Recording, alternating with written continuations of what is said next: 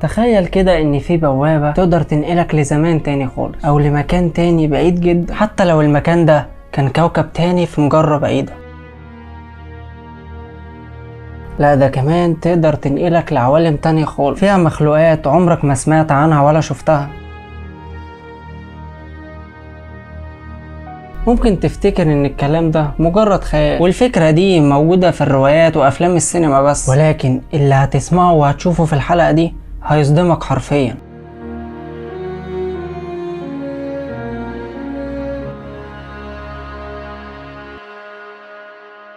اهلا بيكم في برنامج منظور اخر.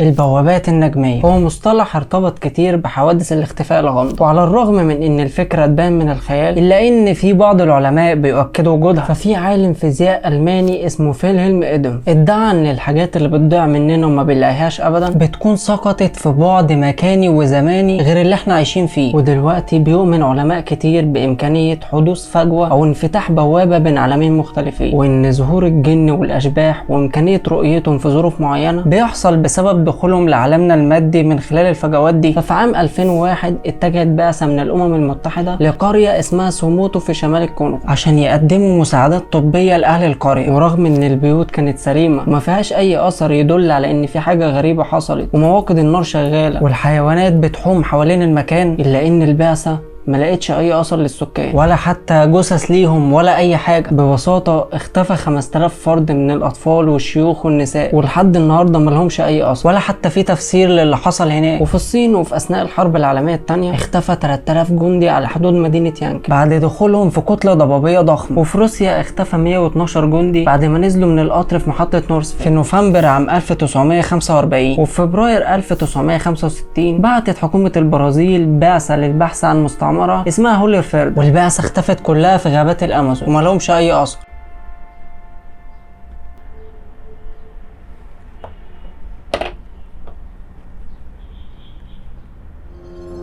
ايه ده؟ في ايه؟ ايه اللي بيحصل؟ ايه ده؟ في ايه؟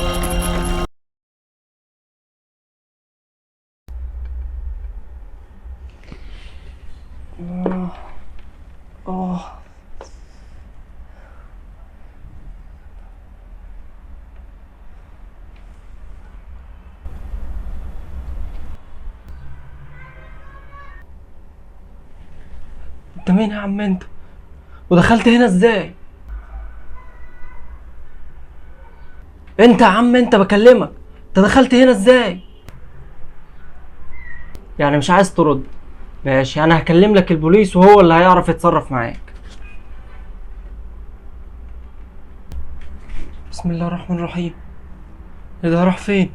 السقوط في بعد مختلف فكرة قديمة حاول من خلالها الفلاسفة وعلماء الفيزياء تفسير حوادث الاختفاء الغامضة. وعشان نفهم الفكرة بطريقة مبسطة، فحواس الإنسان زي البصر والسمع واللمس بتنحصر في نطاق معين بيمنعنا من إدراك أي عالم تاني يختلف عن عالمنا المادي، ومن إدراك أي حاجة غير مسموعة أو ملموسة أو منظورة. فما يقدرش الإنسان إنه يسمع ترددات الراديو أو يشوف اللي بيحصل في حقول الطاقة المغناطيسية حواليه، مع إن الموجات الكهرومغناطيسية مشابهة جدا لموجات الضوء. وعشان كده ما نقدرش نشوف الجن والملائكة او نسمع اصواتهم بسبب اختلاف الابعاد وقصور الحواس، في حين ان في مخلوقات تانية تقدر تشوفهم وتسمعهم زي الحمير والديوك. وده معناه ان مش كل اللي مش بنقدر ندركه كبشر هو غير موجود. والبوابات النجمية نقدر نقول انها بوابات او نوافذ بعدية بتسمح بالانتقال من مكان لاخر ومن زمان لاخر مهما كان بعيد. والعامل اللي بيساعد على الانتقال ده اجسام مظلمة موجودة في الكون وهي الثقوب السوداء. والثقب الاسود هو نجم ميت انضغط لحجم صغير جدا، والانضغاط ده خلق قوة جذب كبيرة بتلتهم اي حاجة تمر من جنبيه. وسبب تسميتها بالثقوب السوداء هو لانها بتشفط حتى الضوء اللي بيمر من جنبها. وقوة الجذب الخارقة اللي بتتمتع بها الثقوب السوداء بتحدث خلل في الزمان والمكان بحيث يمكن ان تمر الاجسام منها لعالم جديد ومختلف تماما. والثقوب السوداء بتستند لنظريه فيزيائيه اسمها اينشتاين روزنبريج اللي بتقول انه لما بينهار اي نجم او تتداخل القوى المغناطيسيه للارض والشمس في الفضاء بيحدث اختلال في الزمن الفضائي، واللي بيؤدي لوجود حقل فضائي مكثف. والبوابات النجميه دي بتتفتح من مواقع على الارض تسمى النقاط الدوامه، وهدفها اختصار ملايين الاميال بين النجوم والمجرات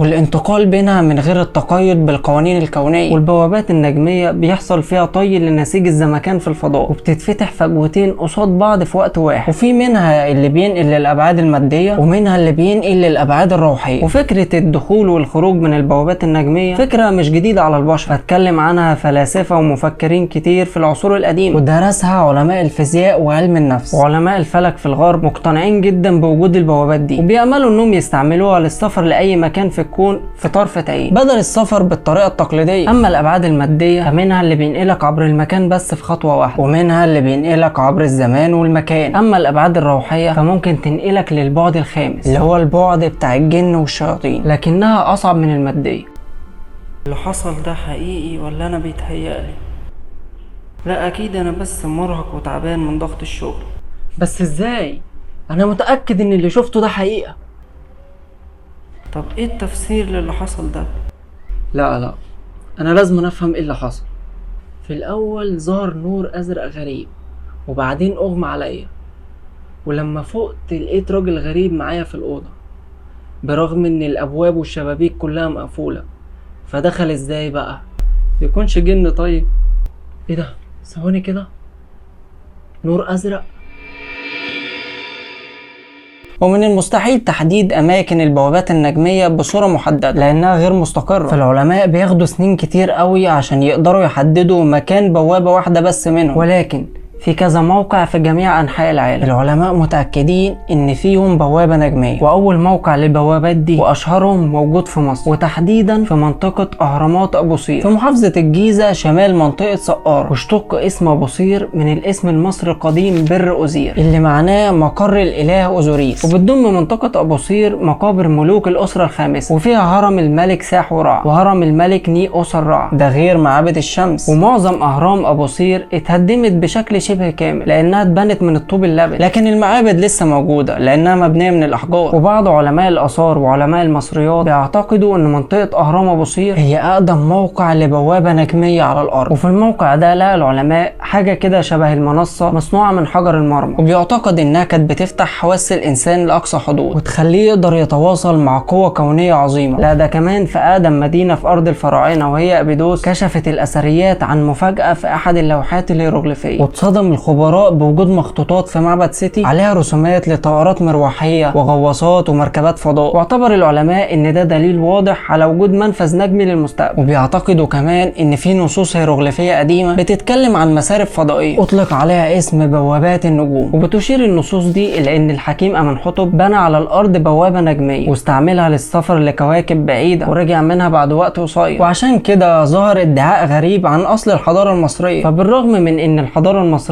بترجع ل 5000 سنه قبل الميلاد الا انها بتمتلك تقنيات ومعارف متقدمه جزء كبير منها مازال غامض لحد النهارده. وواضح ان التقدم ده كان اكبر من انه يتحمله بعض مؤرخين الغرب، فزعموا انها حضاره منقوله من الفضاء الخارجي. هنسيب مصر بقى ونروح لارض العراق. فلاحظ اغلب العلماء ان في مخطوطه معروفه هناك بتخص الحضاره السومريه، والمخطوطه دي بتظهر اله سومري بيعبر لعالمنا من خلال بوابه بتربط بين عالمنا وعالمه، وحوالين الاله ده من الجانبين اعمده من المياه. وفي مخطوطه سومريه تانية تعرف بنينورتا بتظهر دلالات كتير عن البوابات النجميه. والمؤرخين والباحثين لاحظوا ان الشخص اللي ظاهر فيها لابس ساعه يد حديثه، فبيعتقدوا ان الشخص ده سافر للمستقبل. ومعلم ستون هنج اللي موجود في سهل ساليسبري في مقاطعه ويلتشاير جنوب غرب انجلترا واللي بيرجع لعصور ما قبل التاريخ، يعتقد برضو ان بوابه لعالم تاني وهو اثر صخري من نوع كرومليش، وبيرجع تاريخه لاواخر العصر الحجري واوائل العصر البرونزي حوالي من سنه 3000 قبل الميلاد ل 1000 قبل الميلاد. واحجاره الدائريه بتظهر كانها مدخل لجوف الارض او بوابه للسماء. وفي دوله سريلانكا في قاره اسيا، وتحديدا في اشهر المعالم الاثريه واللي بيعرف باسم راماسو اويانا. المكان ده عباره عن حديقه كانت في الماضي بتضم جميع الحدائق الملكيه، وطبعا المكان ده مليان بالاثار والمنحوتات اللي بترجع لعصور ما قبل الميلاد. ولكن الاكثر اثاره للجدل هو احد المحفورات في الحديقه. المحفوره دي وجد عليها حاجه شبه الخريطه النجميه بدون تفسير منطقي، وكتير من الناس المهتمين بالحاجات دي قالوا ان الرموز دي عباره عن شفرات سفارات مخصصة لفتح بوابة نجمية في المنطقة دي، والبوابة بتسمح بالسفر من العالم ده لعوالم تانية. وفي أمريكا الجنوبية وتحديدا في دولة البيرو جنب بحيرة تيتيكاكا المقدسة عند شعب الإنكا عثر على حاجة زي معبر أو بوابة لعالم تاني. البوابة دي سموها الناس هناك الباب إلى الآلهة، وتم اكتشافها بالصدفة من قبل مرشد سياحي عام 1996. والبوابة عبارة عن مجسم حجري محفور في جبال هيومرك بيبلغ ارتفاعه 7 أمتار وبعرض 7 أمتار برضه، وفي باب صغير مماثل في التصميم محفور على قاعدة الباب الضخم. وبحسب الأساطير المتداولة من الأجيال المتعاقبة هناك، فالبوابة دي كانت معبر للأبطال اللي كانوا بيمروا عبر الباب ده عشان ينضموا لآلهتهم في الحياة الأخرى. وتكمل الأسطورة وتقول إن بعض الأبطال دول رجعوا عبر البوابة دي مع آلهتهم عشان يتفقدوا أحوال العالم والشعب. وفي برضه أسطورة متداولة بين المحليين عن الباب ده بتقول إن في القرن السادس عشر لما وصل المستكشفين الأسبان للبيرو وبدأوا الاستيلاء على ثروات الإنديز، وعند وصولهم للباب الشهير ده حس راهب من الإنكا معروف باسم أمارو مارو بالخطر، والراهب ده كان بيخدم في معبد الأشعة السبع، فقرروا إنه يهرب قبل ما يموتوه، وفتح البوابة دي باستخدام مفتاح ذهبي شبه القرص. وتكمل الأسطورة فتقول إن الباب الحجري ده اتحول لنفق وطلع منه نور أزرق ودخل الراهب ده النفق، والبوابة قفلت وراه ورجعت لشكلها الصخري تاني. أما الراهب فبتقول عنه الأسطورة إنه عايش في أرض الآلهة، وأغلب الباحثين وعلماء الآثار بيقولوا إنهم لقوا المفتاح ده. وبما إننا لسه في أمريكا الجنوبية فهنعدي بقى على دولة بوليفيا، وفي أشهر المعالم هناك البوما بونج، ومن أبرز معالمها برضو بوابة الشمس. البوابة دي تعتبر بوابة لأرض الآلهة بحسب المعتقدات القديمة للسكان هناك، وفي أسطورة بتقول إن إله الشمس ظهر في المكان ده وعبر من البوابة دي واختار أرض المكان ده عشان تكون المكان الأول لبدء النسل البشري. نسيب بقى أمريكا الجنوبية ونسافر لأمريكا الشمالية. ففي عام 2007 كان في عالمين آثار بيعملوا مسح لقاع بحيرة ميتشيجن، كانوا بيدوروا على حطام سفن قديمة في عمق 40 قدم، فاصطدموا بتشكيل صخري غريب. التشكيل الصخري ده مشابه جدا لتصميم معبد ستونهنج، والمعلم ده بيعتبره كتير من العلماء أحد البوابات النجمية القديمة. ولكن مش ده بس اللي أثار دهشة العالمين، لا ده كمان لقوا حاجة صدمتهم جدا ملهاش أي تفسير منطقي. فلقوا جلمود صخري محفور عليه رسم لحيوان يسمى ماستودون. الحيوان ده شبيه بالفيل أو الماموس، وأقدم أحفورة معروفة ليه بترجع ل 10,000 سنة. وفسر العلماء ده بأنه أحد أشكال البتروجيف، وهو فن النحت على الصخر القديم. وأكدوا أن المعلم القديم ده كان بوابة للانتقال بين الأزمنة. وفي أمريكا الشمالية برضو في منطقة سيدونا بيعتقد الناس هناك أن المكان ده بتتجمع فيه كل العناصر اللي تدي الإنسان إحساس بوجود أمر خارق للطبيعة بسبب وجود رائحة الصخور في الجو وتشكيلات الصخور الحمراء الضخمة. وبيقولوا أن بيكون فيه إحساس بالدوامات وأن فيه طاقة غريبة في المكان، ولكن ده بيحصل لما تقرب من بوابة اسمها معبر الآلهة. والباب ده عبارة عن قوس صخري عملاق من الصخور الحمراء على قمة الجبل. فبتقول الأسطورة أن في أنفاق ومعابر بتتوزع في جميع مناطق سيدونا، وكتير من السياح ومحبين الحاجات الخارقة للطبيعة بيزوروا المنطقة. وبعضهم أكد إنهم بيجيلهم إحساس بطاقة غريبة في المكان ده، وإنهم بيحسوا بذبذبات بتخرج من جسمهم. مش ده العجيب، العجيب بقى إن في ناس قالوا إنهم شافوا ضوء أزرق خارج من الباب ده.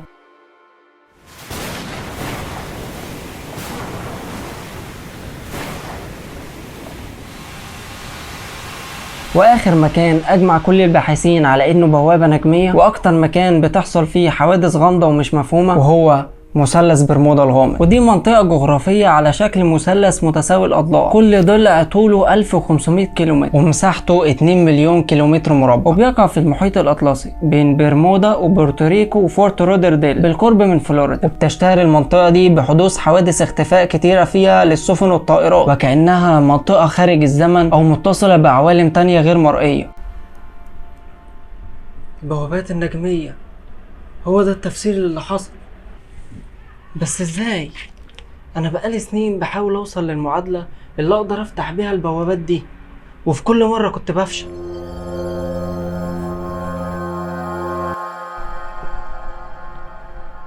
انت تاني؟ المرة دي مش هسيبك بقى غير لما تقولي ازاي بتفتح البوابات النجمية. طب انت فاهم انا بقول ايه؟ ما هذا؟ ايه ده؟ انت بتتكلم عربي؟ نعم، فأنا أتحدث 15,670 لغة، فأنا أسافر كثيرا لعوالم وأزمنة مختلفة. أيوة، بتعمل كده إزاي بقى؟ ما هذا الاختراع العجيب؟ ده موبايل تقدر عن طريقه تكلم أي حد في أي مكان على الكرة الأرضية. نعم فهمت. والآن قبل أن أذهب سأقول لك السر لفتح البوابات النجمية في كلمة واحدة: الطاقة الداخلية. بس دول كلمتين. نعم لا يهم. الطاقة الداخلية.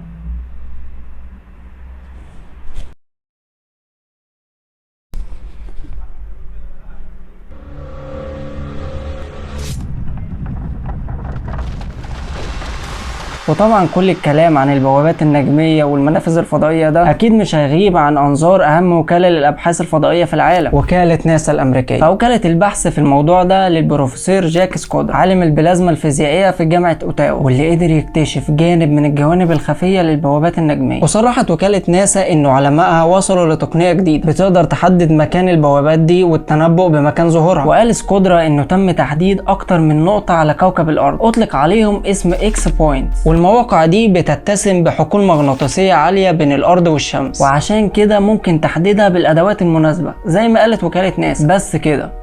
طب ايه هي الادوات المناسبة دي وبتشتغل ازاي؟ لا مفيش، هو ده بس اللي هتعرفوه. وفضل الموضوع بعدها سر محدش يعرفه غير علماء وكالة ناسا. وعام 2015 اقرت وكالة ناسا ان علمائها امضوا على الاقل عقد من الزمن بيبحثوا فيه عن منافذ من الارض للعوالم الخارجية، ولقوا ان في بوابات موجودة في نقط محددة بيقدر الانسان انه يشوفها بالعين المجردة، زي الاضواء الشمالية والعواصف الجيومغناطيسية واضواء القطب الشمالي. ولكن سكودر وفريقه لحد دلوقتي ما قدروش يجاوبوا على السؤال المهم: ايه الهدف بقى من البوابات دي؟ يعني بتعمل ايه؟ وهل فعلا بتقدر تنقل الانسان لعوالم تانية؟ وعشان كده هيفضل جدل كبير في الاوساط العلمية لحد ما تتعرف الحقيقة ونفهم ايه اللي بيحصل، لان الجواب على السؤال ده مهم جدا، لانه هيحسم الجدل حوالين حقيقة وجود عوالم تانية فيها كائنات عاقلة غير البشر على كوكب الارض. والاكيد ان الجواب هيشتبك مع نظرية العوالم المتعددة او المتوازية. طب هو ايه علاقة البوابات النجمية بقى بالماسونية وعبادة الشيطان؟ في واحد اسمه دانييل ماسترال، الراجل ده كان حاجة كبيرة جدا في الجماعات الماسونية، ولكنه انشق عنهم وسابهم، وكتب كتاب اتكلم فيه عن حاجات كتير عن الجماعات الماسونية وعن حاجات غريبة وخارقة للطبيعة. وطبعا اتكلم عن البوابات النجمية في الارض، وقال انها معقدة جدا لانها بتتكون من 12 بعد متداخلة ومتشابكة في الفراغ المادي، لكنها بتعامل كابعاد منفصلة عند التطبيق والممارسة لطقوس فتحها والاتصال بعوالمها. وطبعا كان يقصد بالعوالم دي العوالم السفلية والعلوية، والارواح من الابعاد العليا بتقدر تنزل للابعاد الاقل، ولكن ما ينفعش العكس، وان البشر عايشين في البعد الثالث. وفي البعد الاقل مننا في الشياطين اصحاب القوه اللي اتحكم عليهم بالحبس هناك، وابليس وهو الروح الشريره الوحيده اللي اتسمح له انه ينتقل في جميع الابعاد. والبوابات الارضيه دي منها المؤقت ومنها الدائم، ولكن البوابات الدائمه هي الاهم. اما البوابات المؤقته فبيعتمد ظهورها وفتحها على توقيت محدد، لازم تكون في الابعاد او العوالم على خط مستقيم واحد. وعشان كده المنجمين مهووسين بعلم الارقام والتعويض وعلم النجوم والفلك والتنجيم، فدي تعتبر ادوات بتساعدهم انهم يوصلوا للحسابات النجميه اللي عن طريقها يقدروا يفتحوا البوابات المؤقته دي، وبالتالي يقدروا يتواصلوا مع ارواح الابعاد التانية. ويقال كمان ان مش اي حد يقدر يفتح البوابات دي، وفي اشخاص هم بس اللي عندهم الطاقه الكافيه لفتحها، ومنهم الجماعه الصوفيين، فهم عندهم تدريبات او توجيهات خاصه لما بيتقنوها بيقدروا يفتحوا البوابات دي. واصحاب الطاقه الداخليه زي الناس اللي بيمارسوا الفنون القتاليه زي الكونغ فو وبيستخدموا طاقتهم لفتحها. ولكن المشعوذين هم اكتر ناس بيستخدموا الابعاد الروحيه، وخصوصا البعد الخامس اللي هو البعد اللي عايش فيه الجن والشياطين، وبيساعدوهم انهم يدخلوا لعالمنا. وفتح بوابه للشياطين من العوالم التانية بيتم عن طريق السحرة والكهنة عبدة الشياطين في اماكن معينه في الارض بتتجمع فيها الطاقات السلبيه عن طريق طقوس خاصه وتعويذ سريه بتخلي الشياطين يقدروا يدخلوا لعالمنا البشري ويتنقلوا فيه بحريه وما يكونوش مقيدين بجسم الانسان. وفي اثناء الطقوس الشيطانيه دي بيتفتح حاجه شبه الثقب بين البعدين، ولكن لمده معينه بس، وهي 12 ساعه، وبعدها بتقفل تاني. والبوابات دي بتسمح للشياطين بس بدخول عالمنا وما بتسمحش للكاهن بدخول عالمهم. وقال ماسترال كمان ان البوابات الدائمه بتنقسم لقسمين، اساسيه وفرعيه، والبوابات الرئيسيه ممكن يوصل عددها ل 90 بوابه في بعدنا الارضي، وفي برضه شبكه كبيره جدا تحت الارض من البوابات الفرعيه، ودي مش معروف عددها. واللي اتفتح من ال 90 بوابه لحد اوائل الخمسينات كانوا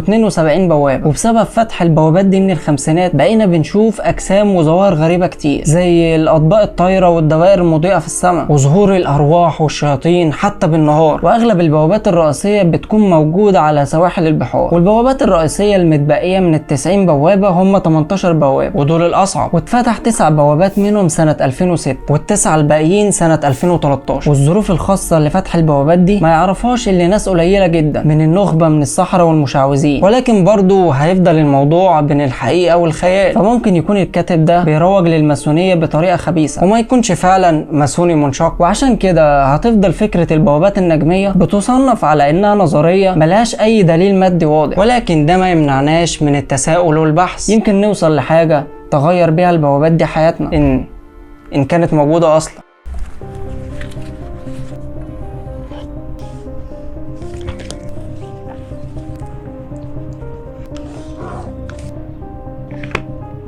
وأخيرا لقيتها. يلا نجرب بقى.